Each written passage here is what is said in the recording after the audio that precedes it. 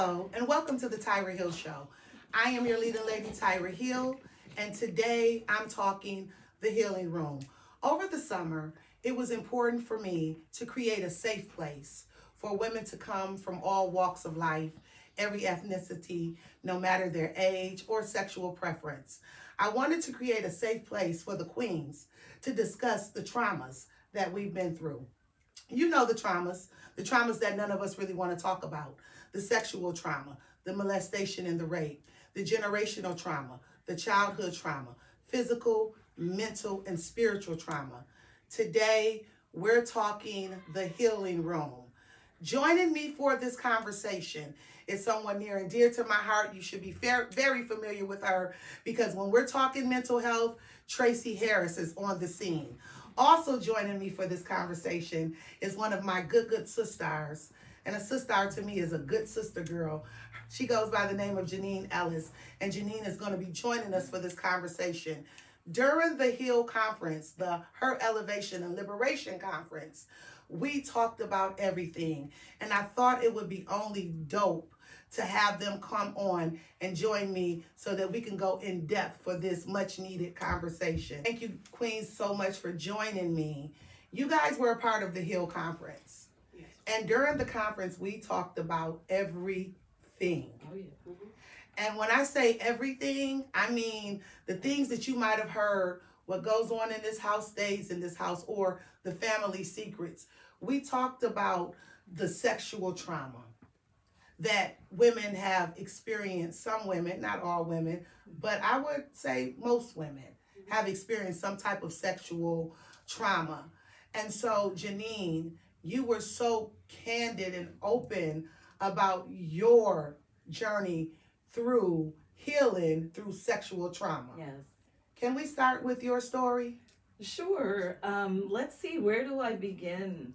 I started with talking about childhood trauma, growing up in a household that was full of alcoholics, where my single mother there were people helping her that weren't necessarily family, but they came through and helped us. We lived in one room, but there were these parties that the adults would have where they were all drinking, out of people coming through that shouldn't have been there. And during that time is when there was molestation happening. I can tell you there were several incidents of molestation that happened. And at the time, I didn't know how to bring that to my mother. You know, I would say that I don't feel comfortable, or I might run and stay in my room, because there were times that my brother and I wanted to like be nosy and see what was going on there. But it wasn't a place for children. Who were experiencing, because usually time, it's the things like Hi Go Get It. Y'all remember that game? Yep. Where kids would just be humping each other? But a predator was coming in sexually. Yes, and touching, making me touch him, or him touching me, like, oh, you know, inappropriate things like, oh, your breasts are beautiful, because and I developed early, between the ages of 6 and 10. So at 6 years old, someone was telling you and touching you and violating you. Yes. Wow. We're different individuals that were doing that.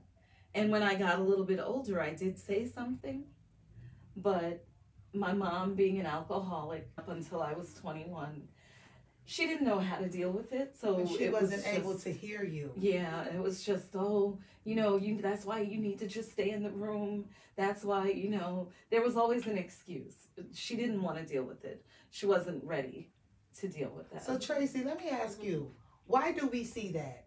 Why, when the courage comes for us to say that we've been violated, why do our parents react the way, like, it's kind of like it's our fault? You know, you shouldn't be so fast. You shouldn't have had that on. You should have stayed in your room. Right. All the time, it is not believing them or want to just act like it didn't happen. So maybe avoiding. So that is a difference. It is a difference, right? I mean, because one, it speaks to their parenting, right? Okay. So if my child is getting molested and it's in my home, it speaks to then me not keeping my child safe, and then it speaks to who I am as a parent, right? And a lot of people can't then really deal with that type of, oh my God, I'm a bad parent, right? Because parenting is hard anyway. You go through cycles all the time thinking you're a bad parent. Absolutely. From, or I didn't do something right? So that, and then you do have the other side of it where it's just kind of, you not able to see your children. It's all about you, your life. As you spoke about your mother being an alcoholic at the time that you was growing up, were you really a priority to her? No. Not at all. So not being able to be that parent that is there, that can keep you safe, that can do all those things. And then there are some parents, whether we want to believe it or not, that are jealous of their children, right? Not everyone has children for the reasons why we should have children. And then once that child is here, then it becomes a different story, right? Right. So if it's the boyfriend we see a lot of that has molested the child or something, you get out my house, in some way you're then violating me because my husband wanted you and all that kind of stuff. And we've seen, not to cut you off, Tracy, mothers give their children to their men for them to stay. Yes. It's a thing that has happened, right? It's like, well, I don't want to lose this lifestyle, right? So this is what it means if I don't have a man in the home, and well, I want your daughter. Well, then, in order to keep this going, in order to have a man, in order to keep that, in order to keep all these things, fine. I'll dress you up. I'll do these things, and I'll leave. And act sacrifice. Right. You become a sacrifice. Right. So it's so many different reasons that can go into why these things are happening or why we allow these things to happen. Especially within the Black community, and also another thing, we don't talk about it. Right. We don't talk about. Especially with children, because I often say childhood, when people like traumatic childhood is traumatic, period. I don't care what anyone says, because I'm not in control of anything that happens to me. Exactly. Okay? I am at the control of everyone else. Wow. So therefore, childhood is traumatic. I never thought about it like that. People don't think about it like that, right? Like, I'm not in control of anything. I can't say how I feel. I can't do it. I'm not in control of everything. I have to listen to everyone around me, tell me everything I have to do, how I dress, how to act, how to do this. So childhood can be very, very traumatic anyway. So when we're looking at childhood trauma and when we're looking at all these different things that kind of take place, and then we're looking with, don't talk about it. Right. Be seen, heard. Right? I was going to say it's community. We were not able to express our thoughts. No. It was considered talking back. Yes. Right. It was considered being disrespectful. And so that was one of the things that I wanted to break when it came to praising my son. I wanted him to be able to have real conversations with me and tell me, Mom, this hurt my feelings when you said this, and it's so funny because I remember one of the times I took his door up off the hinges. Like, oh, you gonna slam the door in my house? Hello. Watch this. Don't you dare. And my usher voice, watch this. Why I keep doing that though? Just the door taken up off the hinges. But it didn't dawn on me until I started healing in therapy that I violated his privacy and how that made him feel. Right. But in my mind, as a parent, I'm doing, oh, you gonna slam my door? Right. Not up in here, you won't. Right. But at the same time, I violated him. But my mom would have never seen it like that. No. No. And that's the thing. Older generation, they don't see this as people that have feelings and that have needs. That's and good, that Tracy. and I'm like, and that should be able to have like some control over their person, meaning I don't want to give that uncle a hug. Right. Why are you forcing me to give that uncle a hug? That's good, Tracy. Right? You know what I'm saying? And I'm like, stop. Like, I will do it in my own family when they're like, give Cousin Tracy a hug. And I'm like, she said no. Exactly. And my cousins will look like, okay. And I'm like, if she said no, I'm going to respect the fact that she said no. Right. She has the right and she has to say, I don't want anyone to, I don't want my person touched. Like, and we have to start respecting those things with children. So it was always so easy just to see as you do what I say, you have no feelings, you have no thoughts, you have none of that. Life is good, you should be happy, right? You have no and it's rights. like, and it's like, no, it doesn't work that way. They're actual people. Like when we get upset and frustrated, so do they. When we need a moment to walk away, why can't you just let your child walk away and go in their room? Like, why do we have to then? A really good point. Right now, as an educator in the school system, there's the whole SEL movement, which is social emotional learning, and creating that safe space for children to be able to come and talk about what's going on. If you need management with your feelings, come talk, express yourself. And I think that's so important. You know, that was born out of the pandemic, but it goes so much deeper than just the pandemic. Because I was going to say, let's go to your 6-year-old self. Right. Let's go. What if somebody would have told you that it's okay to tell what's happening to you? It's okay. You're safe. Right. Right. I believe you. Yeah. No, it's not your fault. Right. Right. It would have made a world of difference for me. You know, in just my, I had a body image issue growing up. Did that come in molested? Yes, because I felt like I needed to cover that I couldn't wear certain things, or if I did, you know, the attention was my fault. I started budding at an early age, at like 8 years old, and I felt like, you know, any attention I got was busted. You know, so if someone was there to tell me it's okay, it's not your fault, you can come talk to me, I believe you, I probably would have been, you know, a bit of a different person. But Janine, I want to come back to you, because being 6 years old and being violated at such an early age, and it continuing for years, I know somewhere in you probably felt hopeless, helpless. Yes, I did for a while get out of that situation, because, you know, we were, again, like you said, at the whim of the adults. We were being cared for by these other adults that weren't even our family. And my mom needed the help, and we needed the help because she wasn't all the way straight. So it just gave room for us feeling like it was a hopeless situation. You know, a lot of times I tell my story, it could be a lot different from my life. I grew up in a very suburban town in New Jersey that you wouldn't think that that was going on behind closed doors. Had I been somewhere more urban like Newark or Patterson, I probably would have been turned to the streets. You know, I would have been a different individual. But because of where I was, I learned a different coping, because I started watching my friends' families and seeing how they lived. And I was like, well, wait a minute. I could have a life like that. It could be like that. So I was always hopeful. And I don't know if that's just something that God instilled in me, you know, but I was more hopeful and always felt like, okay, this isn't going to be forever. But yes, there was hopelessness. But it be trauma like that that has ignited, and you don't like this movement. Because at 6 years old, not only were you being violated, you had to watch your mother, who was an alcoholic, probably lay in her vomit, probably clean up her after her. You get what I'm saying? Learn to be strong women. Because of the traumas that we've been through.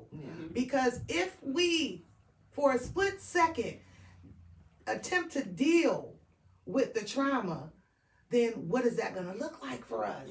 We were so afraid to deal with the trauma, because what is that going to look like? What is it going to feel like? What is it going to sound like? And so I know eventually you end up saying, enough is enough. Like, you're not touching me. Were other children being molested? I don't know. I believe my brother was. I had one brother in the house. And honestly, looking at the issues he has now, over the years with drugs and learning disabilities and things going on as well, I believe that he was molested as well. we've kind of talked about it, but he's not ready to Talk fully about deal it. with it. Yeah. Yes. What does that look like for a 6-year-old child? So there is a lot of things where, right, we're teaching children at a young age. So I often, how can I think this? So I often say this: if you look at people who are very big into prostitution, right? If you actually, a lot of them has been in some way sexually violated, right? So I often say, if I am a young child and I am constantly being raped, and I have to explain this because there's a difference between molestation and rape. Yes. A lot of people don't understand where rape is actually the act of sex. Right. Okay? Meaning it's the act, meaning that someone is actually, you're having sex with someone against their will. Yes, Right. you're being penetrated. Where molestation is the touching. Right. Right? Of the breast or the genital Let's area. be very clear about Yes, that. we have to be Because very that's clear. a difference. It is a difference because people lump it all together, and I'm like, Right. no, it's not lumped all together. They're very separate, and they have very different are. stories. You know what I'm saying? Oh, so it doesn't mean one is better than worse. Right, It doesn't right. mean any of that. Okay, it's Right. all It's all bad. right. It's all bad. But I separate it out so that people understand Right. the difference between that. So for a child, well, what is that telling a young girl, right? So for a young girl, it could be like, well, maybe where my worth lies is between my legs. Now, come on now. Mm-hmm. Come on, because if we going to have real, y'all know I Which led to Yes. promiscuity. Exactly. Yes. So I became promiscuous. And I did too. Started at age 15, Mhm. you know, and went wild for a minute and ended up with a boyfriend that was considerably older, that I had no business being with, that my brother and father would have killed me if they knew at the time. And later on down the line, even after I'd left that boyfriend alone, his mother was a friend to my dad. And I went to see her and didn't realize he was out of jail. I was 17 now.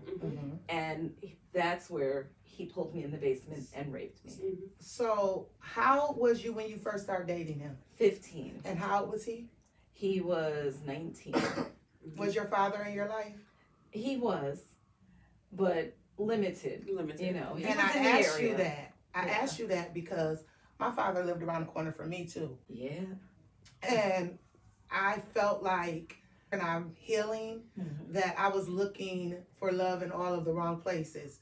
Like, and this is so crazy and so funny because the first ninja that told me he loved me, he became my daddy. Wow. You get what I'm saying?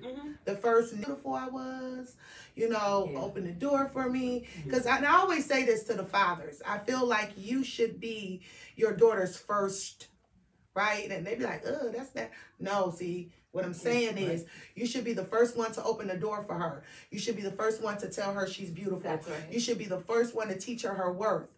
Because if you don't, she's going to deal with men that we've dealt with. Yes. Right.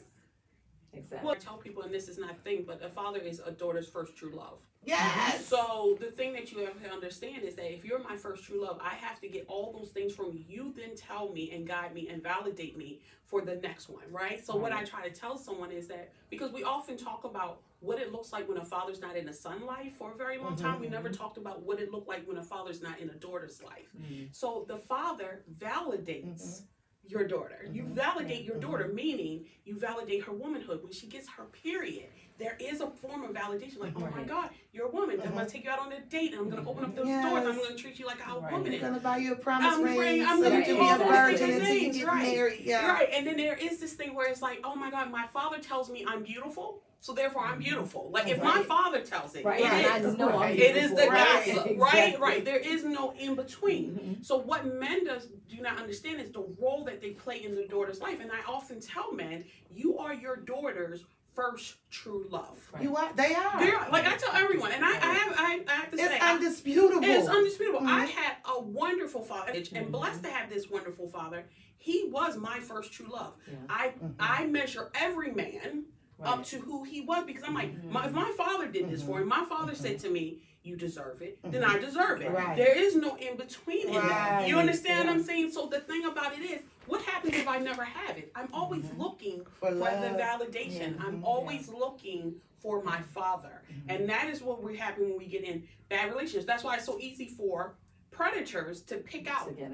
certain women, like, The all I gotta do is vulnerability. tell her she's beautiful. Right. I'm gonna just validate Right. her every day, but I'm gonna treat her Mhm. like crap. I'm gonna abuse her. I'm gonna do that. But if I come back and be I'm like, gonna cheat on her. I'm gonna cheat on her. And she I'm gonna do take all me of back, that. Yeah. and I'm gonna cheat on her again. Yeah. But it's just crazy. And that's what. Now, see, on the other end, my dad, when I was around him, he did tell me I was beautiful.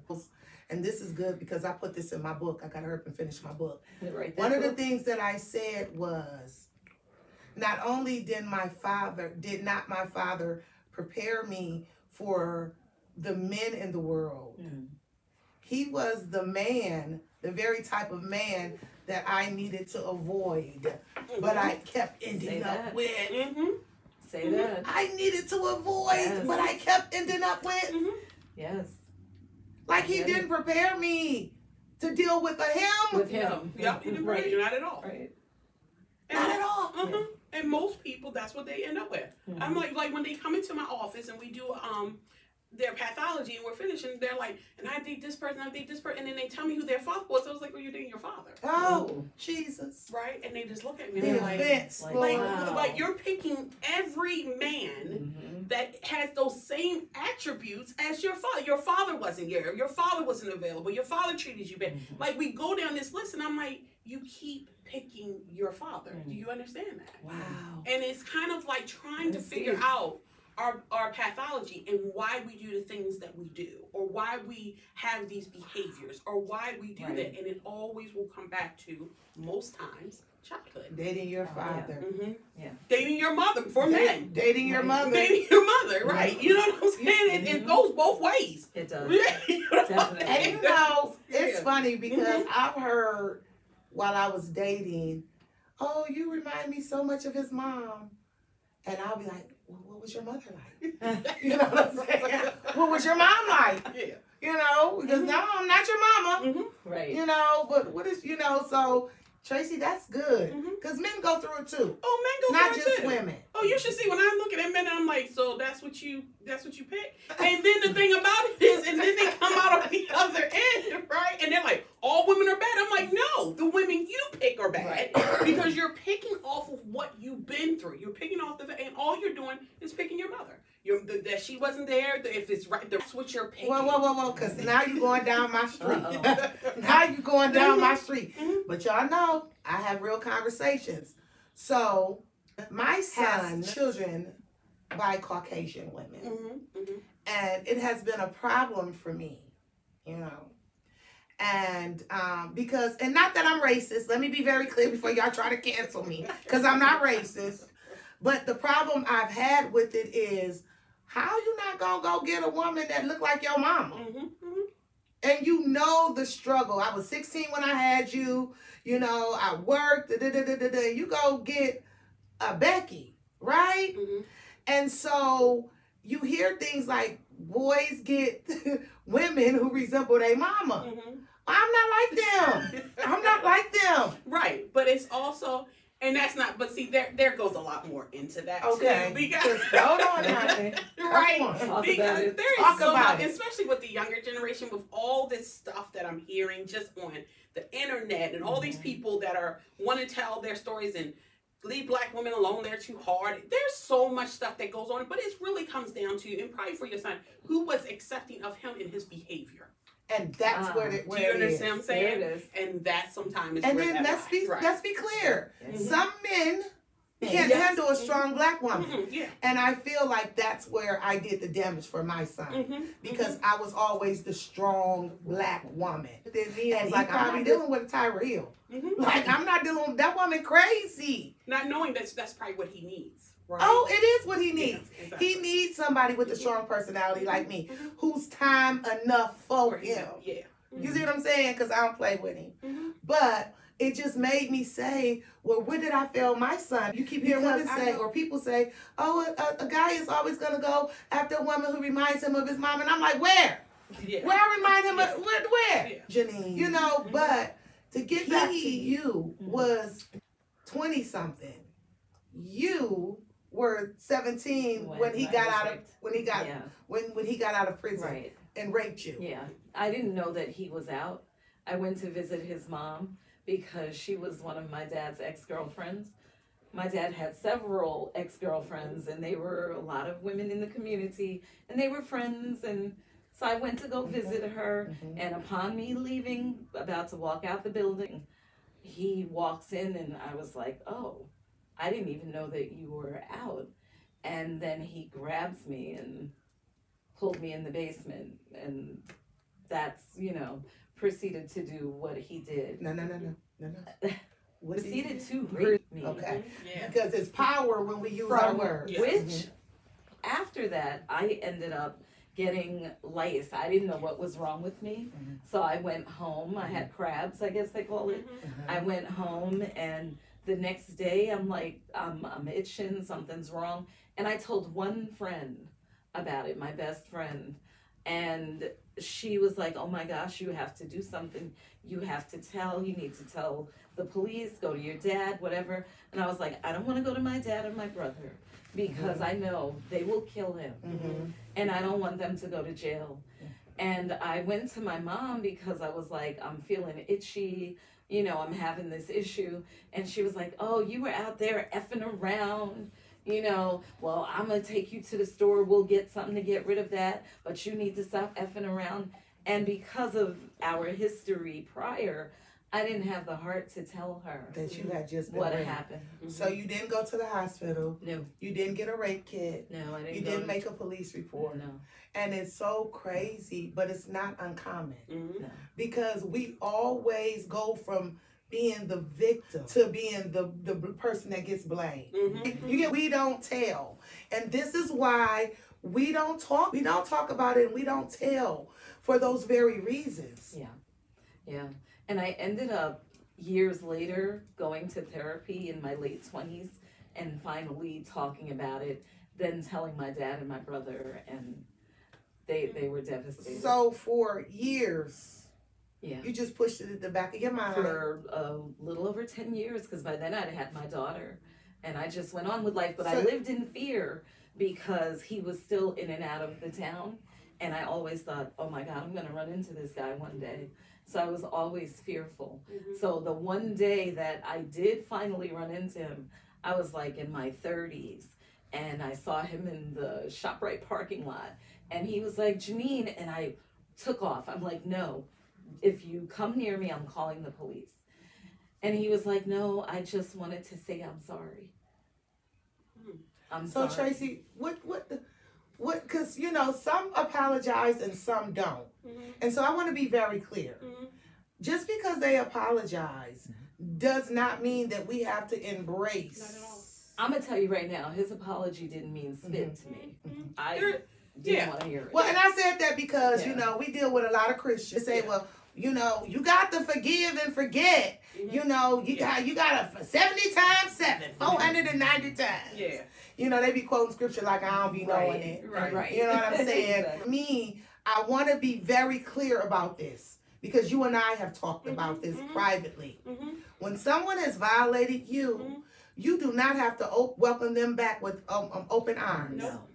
Protecting yourself should be a priority. Should be a priority. And then to one, and then I want to speak to something else through your story. Okay. But the thing about it is, one, yes, forgiveness. Yes, forgiveness is about us.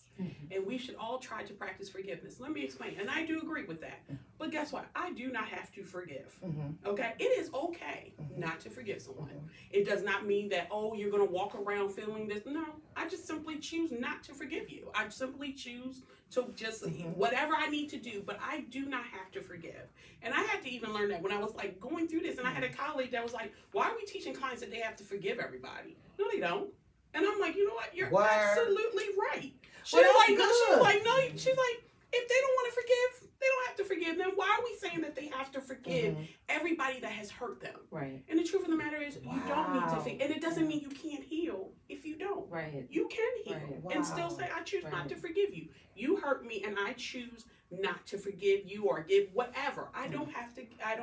And that's give interesting you because that burden of feeling like you you have puts to. another burden on I you. was going to say even that. more. because they make you feel like you have to forgive. Yeah, no. And that's a whole nother burden. Mm-hmm. You get within itself. Yes. And it's just like re-traumatizing yourself over and over again. Well, should I forgive? Oh, I don't want to. And then you will see it. You will say, okay, I forgive you. But then you see him, and then something triggers you, and then you done exploded all over again. Yes, and that's why I always really, because forgiveness is a process, and it is a very long and hard process. And I truly don't know. Right. I don't know if I think we get better with it, we deal with it different, but I often ask myself that question, do we truly get to a point where we actually forgive? And I don't know. I don't know. I think that sometimes we go through things and we get through them and we come out on the other end, but if I'm still triggered when I see you or when I thought, then I haven't really forgiven. And then I have to, instead of beating myself up for it, why can't I just say that's okay? Right, and move on. And move on from it. Yeah. Right. You know? Right. Like, why that's good. Yeah, why beat myself up for it? When he died a terrible death, and I celebrated. I'm sorry. Yeah. I mean, not sorry, but it is what it is. It is what it is. Well, you know, people don't understand the load or the baggage that comes with being violated sexually. Right. You know what I'm saying? And so that was like one of the major topics of the conference that we talked about, because so many of us have dealt with the sexual trauma. The other thing that we talked about was the generational trauma. Yes. And I think we've heard now more than ever breaking generational curses. Yes. We never heard those words in our culture. Not growing up. Because here's the thing. What goes on in this house stays in this house, right? That's right. So who was going to be ballsy enough to tell Big Mama Not I. or your mama that they was crazy for allowing some of the stuff that they allowed and dysfunctional? Yeah. Who was going? I was the one. Oh, Yeah. oh, Yeah. Ouch. Because see, I knew at an early age that function was. Because you have to remember that I'm the daughter of an affair. right. So I was born into chaos and dysfunction, right? And so it just wasn't common for me. And then listening to my grandmother, Big Mama, tell me how she didn't have a high school education or a school education. 2nd grade is the furthest she went. Her signature was an X. She couldn't read or write. So that was like a generational thing. And so it was extremely important for her children to get educated. Yeah. The girls more so, not so much the boys. And that's a whole nother conversation. Why we hold the girls here and the boys don't have to do nothing or be nothing, right? But we'll save that conversation for another day. And so it was important to me that I got the best education. Because of knowing my grandmother's struggle, knowing Big Mama's struggle. And so when my cousins and them was getting evicted and getting their cars repossessed, I was the one to say, whoa. Hey, y'all got more resources than y'all getting evicted. Why y'all cars getting repossessed? This woman couldn't read or write. Her signature was an X. She worked a little nothing job. Y'all out here minimum wage getting paid $12 an hour. You know what I'm saying? And so I was the one to say, wait a minute, what's going on here? Let's fix this. Because the generational curses come, or being molested and then you become the molester. Or being violated and become the violator. Or we see the generational curses or the trauma with, okay, I was raised in the projects. My grandmama lived in the projects, then my mama lived in the projects, and now I live in the projects, and now my kids live in the projects. Yes. Right. So Tracy, when we get to that generational trauma, we're seeing a lot of people now talking about breaking those generational curses. Right. But it's very hard, right? Because it is something that is taught, something I have learned.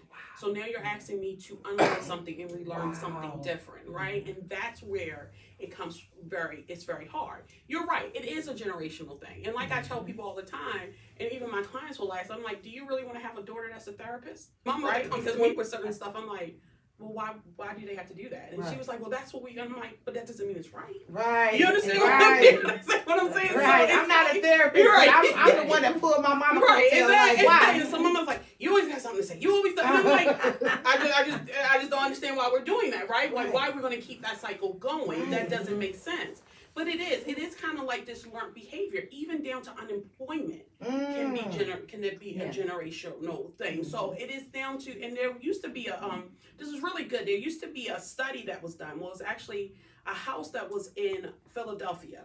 And it was in probably in like the 1971, around in the 1970s. And actually what they seeing was, how do we break? Actually, they were working to break generational generational trauma. And of course it got shut down. Because so the whole thing about it is that they were bringing 4 generations of people. They would go back as far as they can and put them all in this house. Wow. And they actually had therapists that were working with each generation to actually break, but it's no longer in existence. And what they were able to see is that even down to reading and writing was generation. Yeah. Like it was this thing that was just being passed down and passed down and passed down. And then how do we break it? Well, we have to break it here. We have to start here. And then we can break all of this. And then when it comes down to the children, they actually have what they need because they've all recognized the trauma that they have went through that has kept this going on and on and on. So now we no longer do that. Of course, they shut that project down. So now, as therapists, we're always trying to work with people, even in individual, being like, if you don't like this, or if you feel like this is stopping you, or you're stuck, how do we break this so that you're not constantly in this cycle, or so you don't pass it down? And that's just basically, and this is not something that has just started. This is something that was passed down for us a long time ago, right? And it is just something that, like, it has to stop at some point. But instead of it stopping, I see it getting worse. Well, we talked about the sexual trauma. That can definitely. That's generational. Oh, let me tell you, from slavery on down. I remember working with clients where they were coming to my office, and I'm like, so it was the child that I was working with, and it was the mother, the grandmother, and the great grandmother, and they were all sisters. What? Yeah, Jesus. Oh, right. Jesus. So, and I'm sitting, and for a minute, and so for a minute, when I got the case, I was like, back that up. They were all sisters. So they were all molested and raped by one man, and they were all sisters. So this is the thing that I'm talking about, right? So whereas I'm sitting there, and I'm like, wait, and at no point did. Like this? No one point. Yeah, this is not right. And I'm looking, and I'm just like stunned at this, right? But I'm like, I wonder that nobody had the courage. But I wonder how much of that is actually going on, and no one is talking about it because we don't talk about it. Jesus. We don't do that. It's like, she had a baby when she was 12. You have that. We think it's her father's. But we're not really sure. Right. I know what I'm saying? know a couple of families. You know what I'm saying? That. We think it might be their fathers, but we're not really sure because we're not having these conversations. But the unthinkable. Right. Oh, yeah. 4 generations. 4 generations. And all of them were sisters. My mind. That blows my mind. Wow. Jesus. What were you going to say, Janine? Because I know you had. Oh, no, I was just going to say that looking at my mother, knowing her alcoholism, there were some things I found out later on, and even recently, that are hard for her to talk about, but there were some sexual issues that went on when she was growing up, living in the country. And that's why she left North Carolina at 18 and never wanted to go back because of that. And I told her just recently, it's okay to talk about it. It's okay to let it out because you need to be free from that burden. At 87 years old, she's still carrying it because no one ever told her it was okay to release that stuff. But who created a safe place? Nobody. Excuse me, because their generation did not talk. I think you call them the silent generation. Yes. Yeah. They're the silent generation because they don't say anything. They don't say anything. No. Nothing. But even with generational stuff as far as learning and elevating yourself, my mom was working class. Her mom was a seamstress. My grandfather traveled up here to work the railroad. My mom ended up, she said she went to a business school for a while, but that didn't work out. So she ended up working in a factory doing piecework. When I was in high school, I had so many hopes and dreams, and she would always say, oh, you just need to graduate and get a job and just work it for years and collect your pension or whatever. And I was like, no, there's more to life than just that. But who gave them hope? Who gave them aspirations? Who told them that they could be anything that they wanted to be? Nobody, because in the back of their mind, her mother probably couldn't read or write. You know what I'm saying? Yeah. And so let's stay right there. Mm-hmm. Listen, this conversation has went so quick. Oh. Yes. Mm-hmm. Wow. But we got to do a part 2 to this. So don't go nowhere. We'll be right back for part 2 of the healing room because we're healing today. Do yourself a favor, connect with us on social media at the Tyra Hill Show on everything and catch up on past shows. Stick with us and stay ready and be ready too, because we're about to finish this conversation. On part 2 of the healing room. What a or not, that we actually know our parents' stories. Right. And I think that a lot of times we don't know our parents' stories. Yes.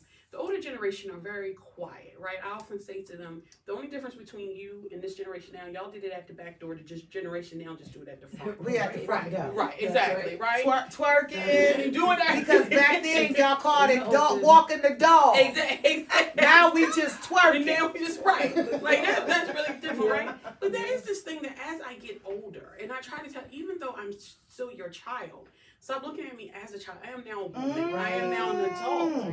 And I need to know your story. If you want me to understand you, how am I supposed to do that if I don't know your story? Exactly. And I think it's very important that the older generation, or if you have children, you need to let them know what your story Yes. is. Right. Right? So that they can start saying, wow, This is why I do this. This is why I dated the man I dated. Right. Oh, that's why she wasn't capable of loving me that way. And it will keep us from repeating It that does. same Right, cycle, exactly. Right? Right. But they don't understand that. And one of the things that I always tell my mom, and I think it was hard for her to hear it in the beginning, but just like you, I'm a grown woman, and yes, I'm your daughter, but you got to start respecting me as a grown woman. Exactly. Yeah. Right? And so one of the things that I tell my mother is, it's so hard for you to have a real conversation. Yes. And and I'm talking to my girlfriends, and they feel the same way about their mother. Yes. Like, and I do things on purpose to make my mother feel uncomfortable. Like, I'll just start talking about sex. And she be like, and I be like, girl, we grown. We grown, like, right. Like, we can't talk about sex. Like, why? Like, you neglected to talk about sex with me when I was a kid. Yes. Now that I'm grown, mama, you need to get hit from the back. Right. You know what I'm saying? Right. Like, and she be like, oh my God, oh my God, oh my God. And so that's just my way of telling her, oh, I'm coming for a real conversation. Right. Yeah. And I know you're uncomfortable. Yeah. So I'm going to help you get real comfortable with me. Right. Because I'm going to say stuff that's going to blow your mind. Yeah. Because you are not going to shut me down because you can't have a real conversation because you neglect to look at me as a grown woman Right. versus your daughter. Right. And you are absolutely right. Had my mother had conversations with me, that she's had with me recently about her and my father, I probably would have forgave my mother a long time ago, and I would have understood her a lot better. Yes. Yeah. You know, so when she was running around here saying, it's not your story to tell, it's my story to tell, I wanted to say so bad, girl, I don't even know your story. Right.